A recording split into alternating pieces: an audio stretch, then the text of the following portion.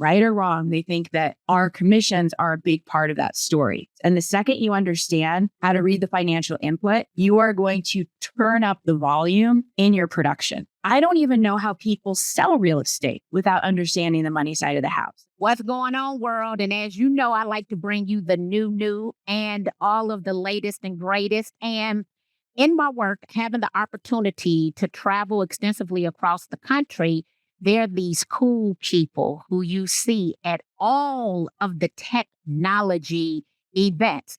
And so I don't know when we met. I just know that we met at a technology event.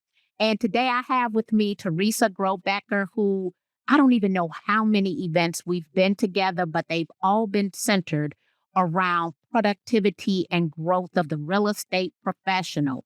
What's going on today, Teresa? I'm just thrilled to be here with you. Thanks so much for having me, Marky. Well, I'm elated we're here. And the reason that we have reconnected is because of LinkedIn, which I think is totally underutilized by real estate professionals. But you reached out to me and you said something very sweet to me, and it was grow your revenue. Grow your revenue. I want you to tell everybody the organization you're with and how are you helping real estate professionals right now to grow their revenue or their income? Yeah, for sure. So I think I remember the post. Like I saw your post and I thank you for like you were so transparent. And I feel like for years it's been glitz and glamour in the industry and people don't ever want to be real about like the status of our income and how we make our money, how much money we really have, how are we deploying it. I think it's a lot of peacocking, right? And I just respect that, like you put your numbers out there for better or worse. And I think it's always a matter of humility. It's going to be more than somebody, but less than somebody else, right? And I just Yes. love your humility about that. And so I was like, and you like wrote back to me and I was like, oh my God, she wrote back to me, right? Because I've always just seen you on stage on the road. So the reason like I think I wanted to show you this program is because you do have a large soapbox in the industry and amazing experience. So this program is getting real estate agents duly licensed with the NMLS and to be able to carry on your real estate activities. And this is part of a national banking law that allows real estate agents to originate mortgages without having to go through that long course and all the testing. We do have to get fingerprinted, of course, background checks because we have a fiduciary relationship and responsibility to our clients. But this is really very revolutionary and it's because of a national banking law. And so a lot of people in real estate don't know that this exists. And so it's really like the first time that you've got a very small handful of banks that are extending this peace offering across to agents because the banks realize that the realtors are many times the first point of contact with somebody who wants to buy a house. So this is a new revenue stream. It doesn't require anyone to switch brokers. I'm not looking to like recruit in that way. This is just like, do you want to make more money? Let's have a conversation. And let me just give a little bit of background on how I came into the industry. I came into the real estate industry on July the 31st, 1999, as a non-licensed loan originator. I was going through a bitter lawsuit with my family. Some of you might already know we just won the James Beard Award.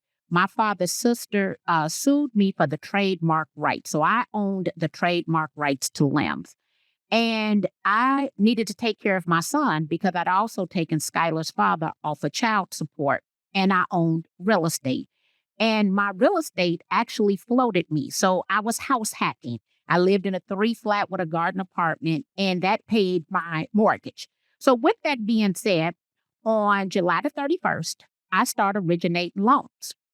And I did not have a license because the state of Illinois did not mandate licensing provisions until 2004. So fast forward, my first year did over $98,000, which at that time I was on a split that allowed me to meet my financial goals. So within the first year, I knew I was staying in this industry because I didn't have any skill but had taken enough classes and originated enough deals to earn the certified residential mortgage specialist. So I have credentials in the lending space.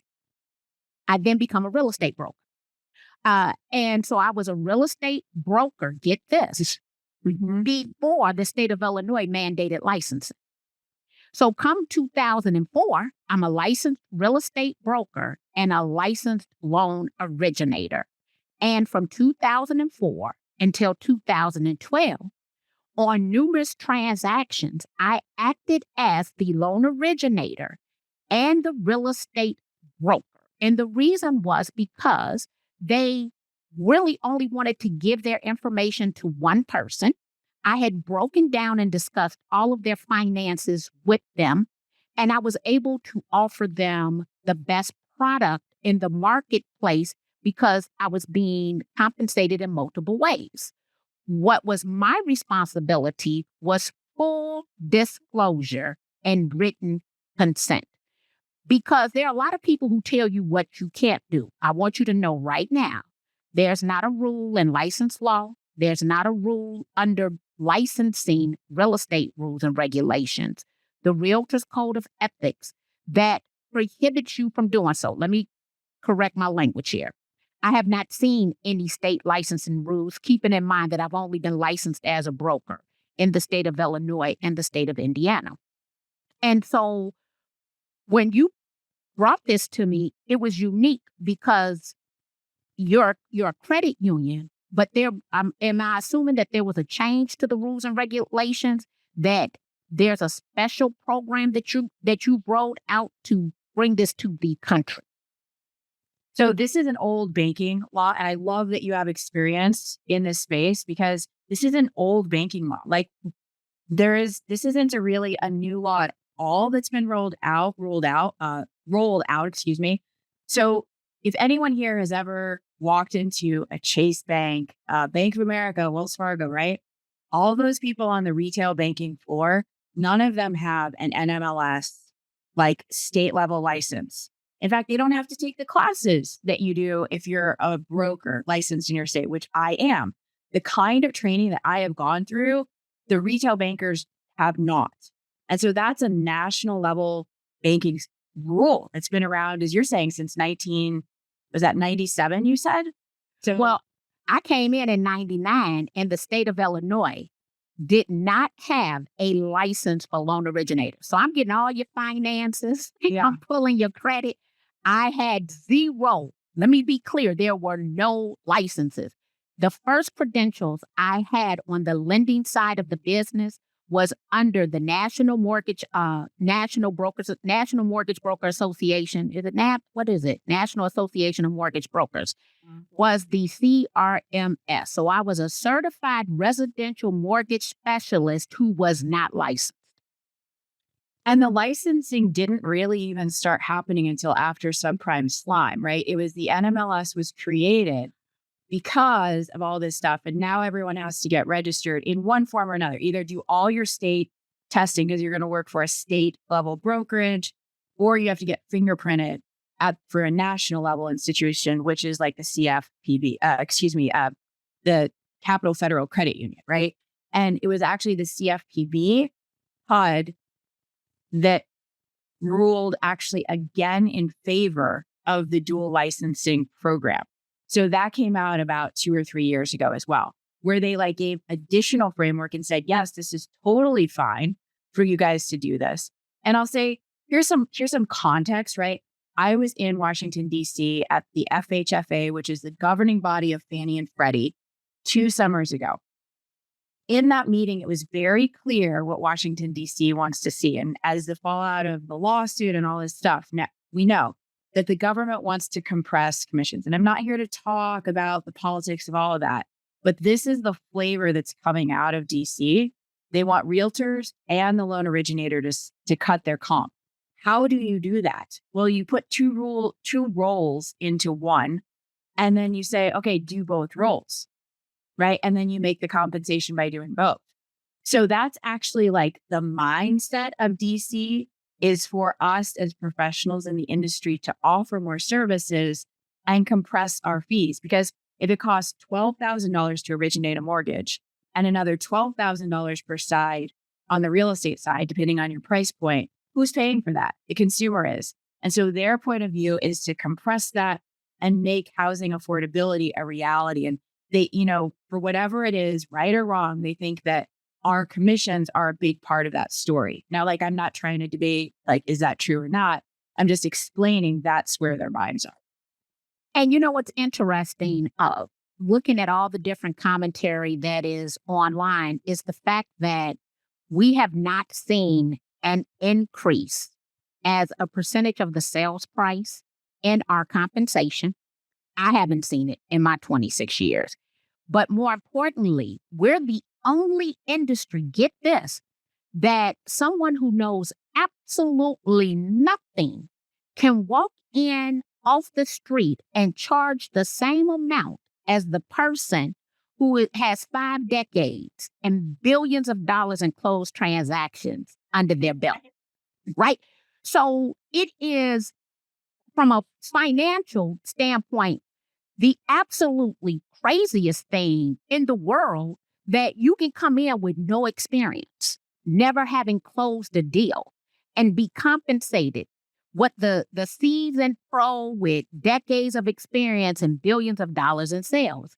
And honestly, what I'm saying, I got from one of the attorneys in the Department of Justice lawsuit, because that part makes absolutely no sense. And that's why when I'm talking to new real estate professionals, because I only work with licensed real estate professionals, people who want to come into our industry. I tell them who they need to go talk to, okay? Because there's only so much time in the day. My goal is, how do we increase our productivity? How do we do so? By adhering to licensing rules and regulations and the Realtors Code of Ethics, right? And the more, not saying that this is what we need to do, right? But the more we understand as real estate professionals about how to financially put a deal together, Yep. the better we can strategize in the negotiation process. And it is actually how my first year I was able to close $12 million in production. Look, with no assistant, because I financially understood the money, right? Whether that was down payment assistance, whether that's closing cost credit. Back in that day, we had seller carrybacks. We were doing no income, no asset verification loans. And my all-time favorite loan at the time, because for real estate professionals, we can earn all this money, right? But we're going to try to reduce that taxable income. So we taking every single write-off up under the sun, right? So we would always want to reduce our taxable income. Well, that reduces the amount of money you could buy. So Right. Even though I could do Nina loans, I was an advocate of the bank statement loan, right? I give you 24 months of bank statement because I could show all this money coming in. But if I was to show you how I was trying to take them write-offs, I couldn't afford, I don't know, a paper stand, okay, by the end of the day. So what does one have to do under these national banking laws to have the ability to earn a living as a real estate professional who can also facilitate loan origination? So I love what you said, that you were able to do more closings, do more deals because you understood the finance part of this. And I'm always saying real estate is nothing more than a financial transaction. Please don't confuse it with emotions and pretty pictures of both the house and the realtor, right? This isn't about what's pretty in the industry. It is money and it's finance. And the second you understand how to read the financial input, you are going to turn up the volume in your production. Like, I don't even know how people sell real estate without understanding the money side of the house. Like, don't you want to know the viability of your client to actually go to the closing table? Like, what a novel concept. Can they or can they not afford this house? Or even more ethically, you want to talk about ethics. Is this a good life choice for your client? And you won't know that unless you see their numbers flat out. Like, I have more respect for people who can talk to me about the finances of their client, like you have won me. You have won my heart, my mind, and my soul because you actually know this is a good money choice for your client. Okay, that's my TED Talk. Now, how can people do this, right? Like, okay, so how many of us have ever referred over a mortgage to a mortgage broker? All of us were like, yeah, you got to get pre-approved, right? So introduce my guy. Okay, what if you could control that narrative? Say, I'm going to send you the link to get pre-qualified. It's a 90-second questionnaire. You're just going to tell me some basic information.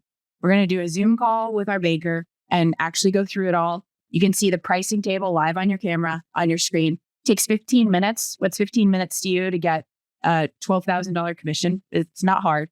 Once they see and they like your rates, then you send them the official link to start the application. Now that link includes the document box, the data room, where the client then can send you their documents.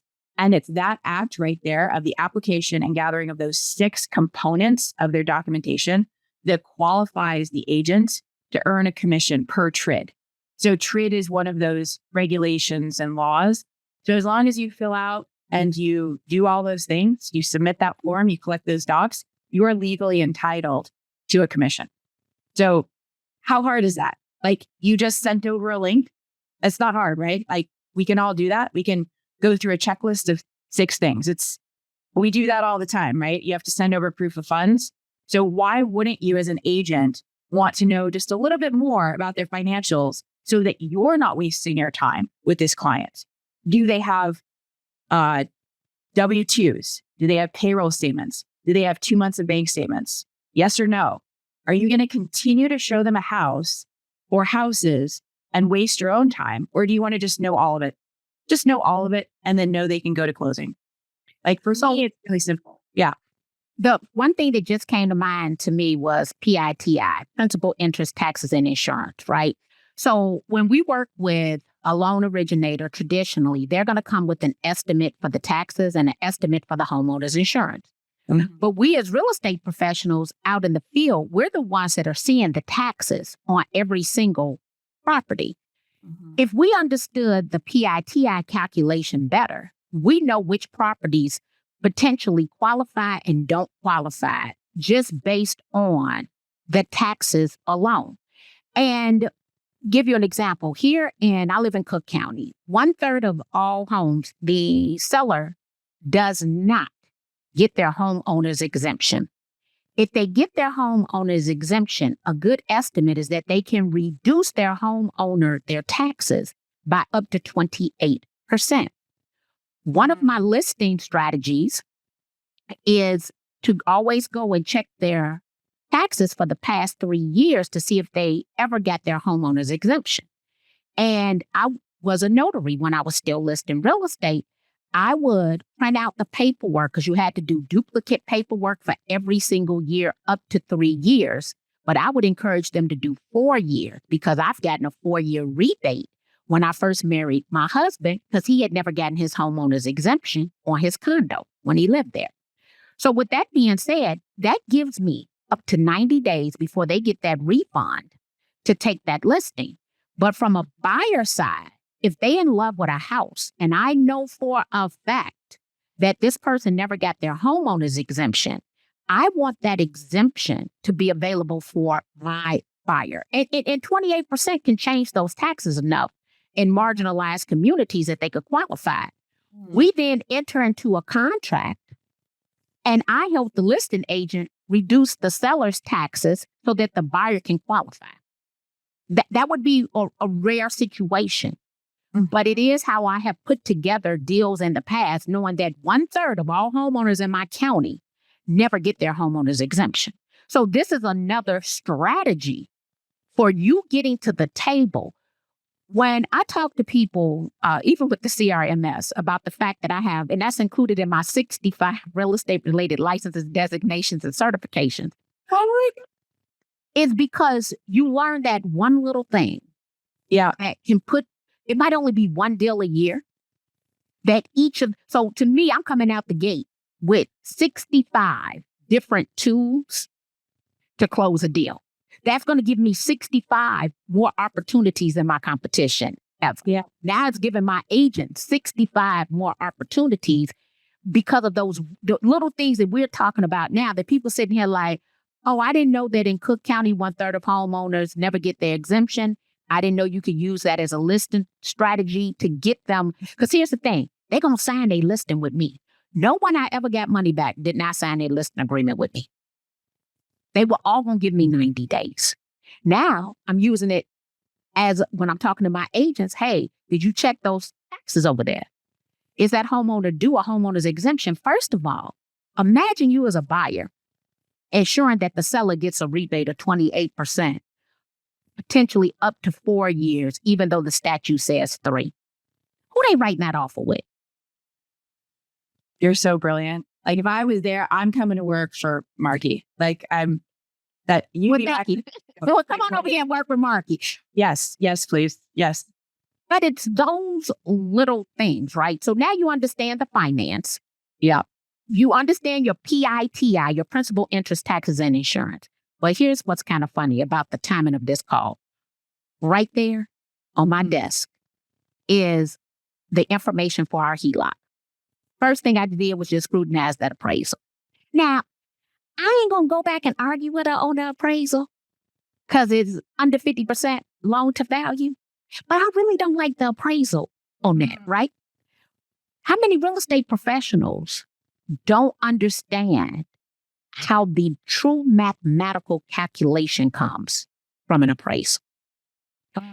They don't understand subject, better, add, comp, better, subtract.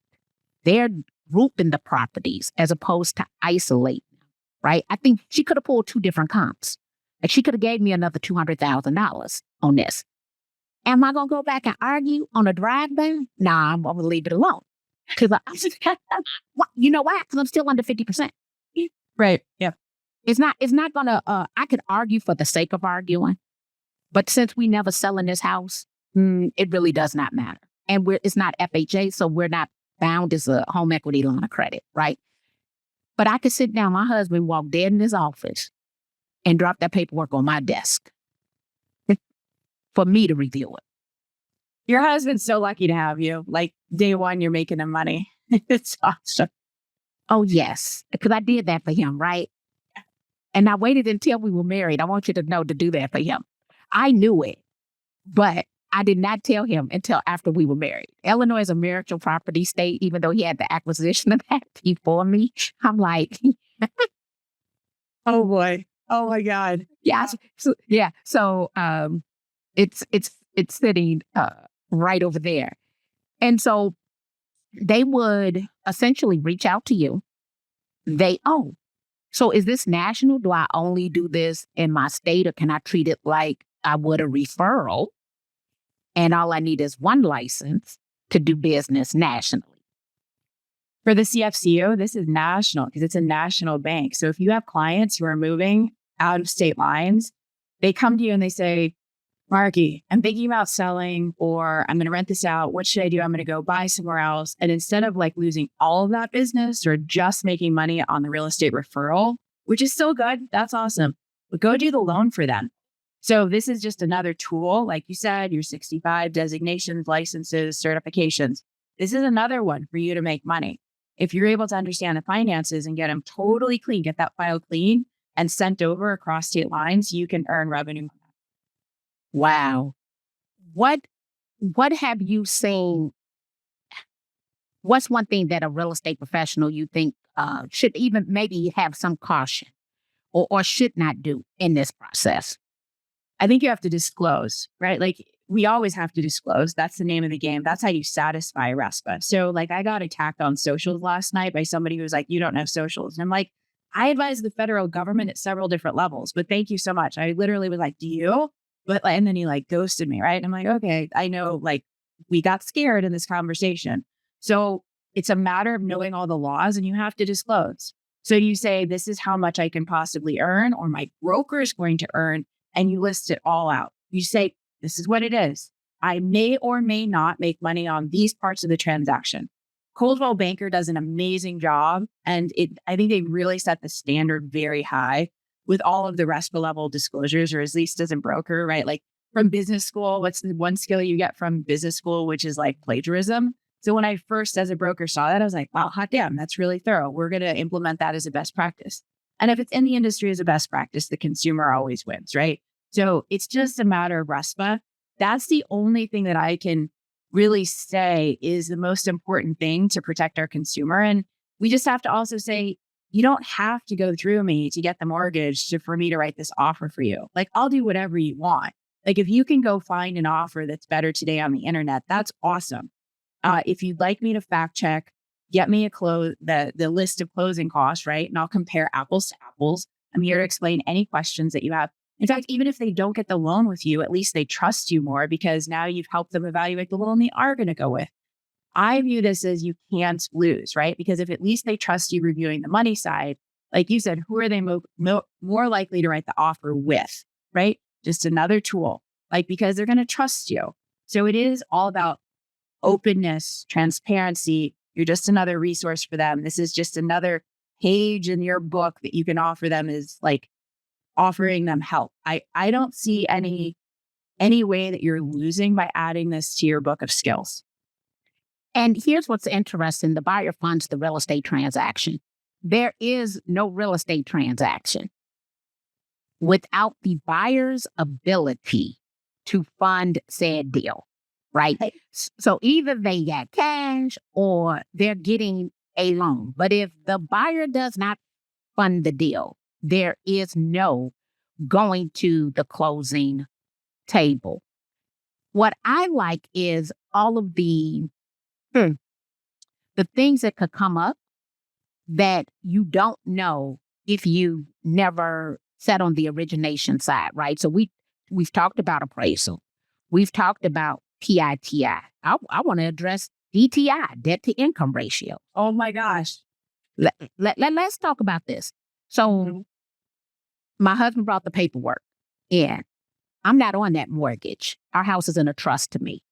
I understand trust, right? I don't have to be responsible for the debt, but I can have an ownership stake, right? And that's going to be state specific because every state does not have real estate trust. Illinois does.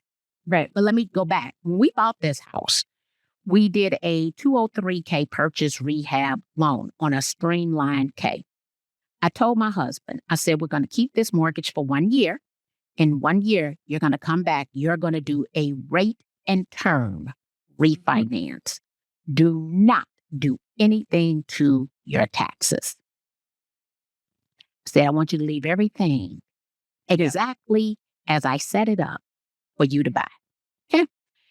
I get a call from the loan originator. We're having a debt to income ratio problem.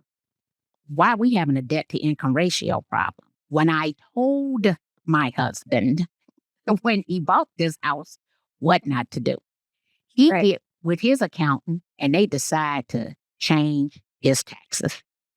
Oh. I said, I told you what not to do a year ago.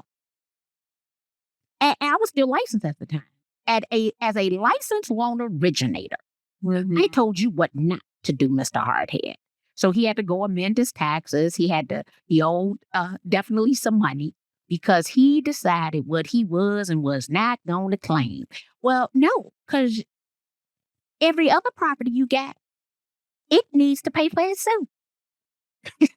Every other property. I knew what your debt to income ratio was. I set you up right in the first place, right? So we made it through that. I think when I look through this, hopefully it'll be 100% right because he's listened to what I've told him to do. This is just, yeah. But I knew that a year before because I understood debt to income ratios. And I understand that most people can afford a house at 2.5 times their gross annual income contingent upon that interest rate, right? And those are the insights and deal savers that I learned from the other side of the business, from the loan origination side. So with my sons, it's like school of mom. They get locked in the car with me and we talk about everything from like the Federal Reserve to capital markets, investment banking, right? So they'll wonder why we are or not right now making a decision on something else. So, like, for example, I need new roofs on other properties. I did not do that until I did my refi on my subject property that we just closed on because I don't want to touch my patch. I don't want to touch my credit score. If I'm going to do the roof is financed when I flip the property, right? Like, we know this, like, don't touch the financial situation. Leave the story perfect. Don't mess it up. Just don't touch it. Leave it alone, right? If the baby is sleeping, let the baby sleep. Just don't wake it up, right? Let it be. So yeah, I think it's super important. So the magic number that I feel like I'm always teaching people is 43. 43. That's 43% of your pity and all your debts. That's your car payment, your student loan, your credit cards. Let's get rid of those, please. And then any other personal debts or taxes that you have, everything has to sit underneath the ratio of 43% if we're going with a conventional loan. I love bank statements too. I do. So like that's of the highest esteem. DSCR. So that's debt service coverage ratio loans. You should be selling houses with those all day long. In fact, the underwriting for that is more solid if you want to go into the underwriting side of the world, right? Like my brain always does that. That's actually like a more secure loan for the sponsor of mortgage. Anyway, that's nerd talk, but you should be using those in your toolkit if you're a realtor all day long. So yeah, 43%, going back to that, for a consumer, average consumer buying a property, everything they pay on a monthly basis and what their pity needs to fit within, that constraint is 43%. Like that is the number that should be tattooed on everybody's forehead. Like it's our first class. Like how autistic would that be? Are you 43%? Like I will show you a house if you're 43%. If you are 43%. So Teresa, how would a licensed real estate professional connect with you in order to see if this is something that's ideal and can help them in their business? Yeah, I think that at this point, I'm still at the point where it's a very high touch. Thank you, manners. Very high touch. People are welcome to text me or call me and see if, we should talk through it. Like everybody has questions. I haven't met a single person because this is so new in the real estate space. I've never met anyone who's like, yeah, I don't have any questions, sign me up, right? So text me, call me. Let's figure out all your questions, answers, and see if it's the right fit for you and see where to place you in this. Do you need training? Do you have buy-side deals that you have right now? Do you want to wait until you get one? Do you have a loan scenario that you want me to price right now? We can see if this makes sense. So yes to all the above. I'm always available to anyone who wants to grow. You have a growth mindset. That's like my only criteria, growth mindset. I want to do more business this year and learn something new. Then I want to talk to you. I want to learn how you do business in your part of the country. So yeah, I would love that. I welcome that. And I know that you hang out over on LinkedIn. So we're going to spell your name Teresa Grobecker, Grobecker. Think I said that correct. Where one, come and connect with you over on LinkedIn, reach out strategically to see if this is a good fit for you and your business. What I will tell you, for 8 years, it was absolutely phenomenal for me to be able to do. Let me say this, it was actually more than that, but it was 8 years once I had got the actual license, right? But from 1999 up until 2012, I participated in the loan originator space and then became a licensed real estate broker back in 2003. Teresa, I appreciate you for for reaching out to me on LinkedIn, but taking the time to come and show real estate professionals a strategic way in which they can put themselves in a position to service more people and earn more money per transaction. Thank you. I adore you. I bow to you. Queen of all social, the queen of real estate, Marky. Thank you. Thank you. Thanks so much, Marky.